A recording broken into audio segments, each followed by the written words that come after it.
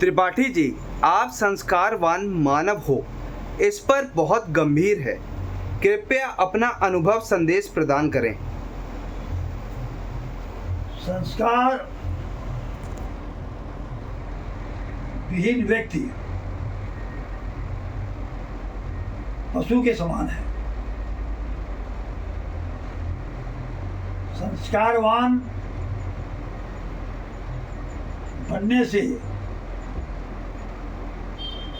मानव से महामानव हो जाता है। संस्कारवान बनने से मानव जीवन की सार्थकता प्रमाणित हो जाती है। संस्कारवान बनने से परिवार से लेकर राष्ट्र तक उसकी विचारधाराओं की मान्यताएं मिलती हैं। संस्कारवान व्यक्ति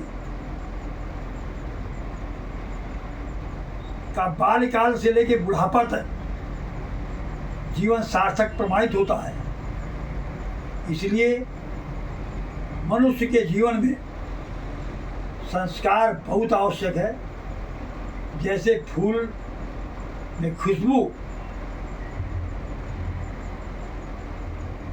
फलों में मिठास का महत्व है, उसी तरीके से मनुष्य के जीवन में संस्कार का ही महत्व है। 84 लाख योनि में केवल मनुष्य योनि ऐसी है जो दूसरों की सेवा कर सकती है, जो मनुष्य के लिए मर सकता है, अन्य जीवों के लिए मर सकता है, अपने जीवन का सही स्वरूप प्रदर्शित कर सकता है। ये तब संभव है जब वो संस्कारवान बने। हमारे जीवन में यदि बचपन में शिक्षा क्षेत्र में बालक संस्कारवान है, माता पिता के आदेश का पालन किया है, तो प्रारंभिक शिक्षा में गुरु की बात का अनुपालन करता है। और एक मोटा सा उदाहरण आपके सामने मैं प्रस्तुत कर रहा हूँ कि जिस बच्चे ने, संस्कारवान बच्चे ने अपने कक्षा में 50 बच्चों के बीच में अपने गुरु के दिए हुए संदेश को पूरी ईमानदारी से सुना और मनन किया और उसका अनुपालन किया, ये संस्कारवान बनने का एक सबसे बड़ा प्रमाण है। वही बच्चा 50 में से अकेला निकल करके IAS बनता है, IPS बनता है, आगे चल के वही गुरु के उस एक गुरु के संस्कार से युक्त शिक्षा को प्राप्त करके महामानव की कोटि में अपना नाम दर्ज करता है। कि केवल संस्कारवान ही बन करके संभव है कि गुरु के आदर्शों का पालन और माता पिता के द्वारा किए गए समर्पण के भाव से बच्चे को पढ़ाने के लिए की गई मेहनत को जो सकारात्मक रूप लेता है, वही सच्चा जीवन जी लेता है। इसलिए और जो 49 बच्चे उस कक्षा में गुरु को स्वीकार नहीं करते हैं, उनका जीवन निरर्थक हो जाता है, वो उनका बचपन खराब हो जाता है।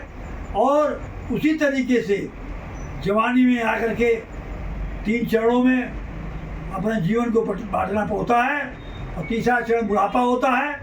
बचपन में यदि आदमी ने अपने गुरु को बच्चे ने स्वीकार नहीं किया तो वही बच्चा नकारात्मक सोच का पैदा हो जाता है और संस्कार विहीन होकर के वही माता पिता के लिए घातक सिद्ध होता है। जो माता पिता की आंखों का तारा होता है, आंखों की उज्ज्वलता प्रतीत करता है, वही लड़का एक समय में आंखों का माड़ा साबित हो जाता है माँ बाप के लिए, जो संस्कार विहीन होता है।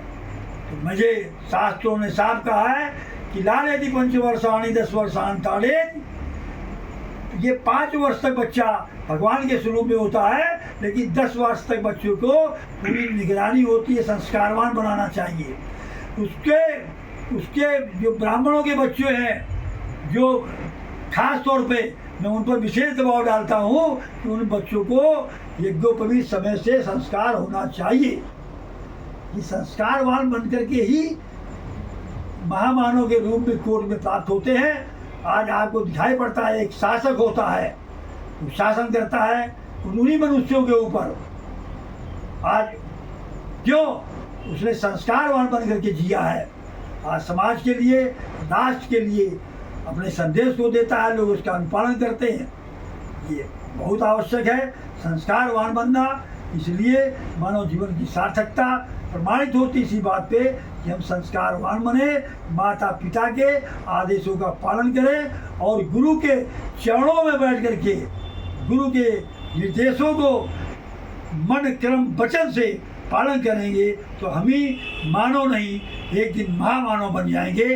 तो संस्कार हमारे जीवन का मूल है। इस पर हमेशा सोचना, मनन करना और उसका क्रियान्वयन करना ये बहुत ही आवश्यक है, जो मेरे जीवन में हमेशा रहा है। मैं चाहता हूँ कि हमारी पीढ़ी को भी वही संस्कार प्राप्त हो। चाहे वैज्ञानिकों से आप प्राप्त मिलने तो भी कहेंगे कि मोबाइल को 3 साल से बच्चों को मोबाइल को दिखाना नहीं चाहिए, दर्शन तो नहीं कराना चाहिए। इससे ऊर्जा नष्ट होती है बच्चे की। हम क्या करते हैं, बच्चा खुश हो जाए, हम मोबाइल के बीच में उसको डाल देते हैं। मोबाइल बहुत सकारात्मक चीज़ है और मोबाइल बहुत ही नकारात्मक चीज़ है। इसमें गूगल बाबा बैठे हैं, चाहे जितनी बड़ी से बड़ी समस्या का समाधान करा लीजिए और चाहे जितने से बड़े दुष्परिणाम इनसे प्राप्त कर लीजिए। दोनों कंस्ट्रक्टिव और डिस्ट्रक्टिव सारे अप्रोच गूगल बाबा के पास हैं। लेकिन गूगल बाबा, जब गूगल को हम बाबा कहते हैं तो बाबा के आदर्शों का पालन करना चाहिए, बाबा के सकारात्मक बातों को देखना चाहिए, नकारात्मक पहलुओं को नहीं देखना चाहिए।